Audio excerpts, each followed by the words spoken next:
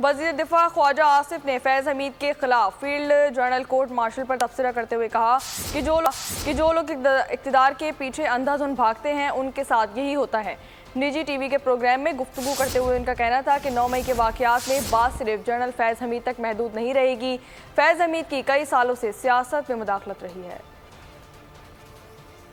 और यही लोगों के साथ होता है जो इक़्तिदार के पीछे भाग रहे होते हैं, अंधाधुंध भाग रहे होते हैं, किसी चीज का लिहाज नहीं रहता। जो वाकयात हुए हैं पॉलिटिकल सीन के ऊपर, उसमें जनरल फैज साहब का जरूर हाथ है। वो बाज नहीं आ सकते थे। He had to muddle the waters.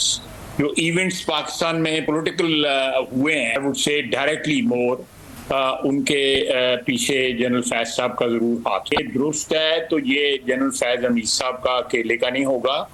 General Faiz Hamid साहब जो हैं कुछ थोड़ी बहुत लॉजिस्टिक जरूर प्रोवाइड कर रहे होंगे, एक्सपीरियंस अपना साजिशों का जो है जरूर प्रोवाइड कर रहे होंगे। उनका जो इंटरनल जो इंतज़ाम और इंसराम है वो बड़ा इफेक्टिव है। और जिस तरह कानून को रूथलेस होना चाहिए उस तरह कानून रूथलेस है।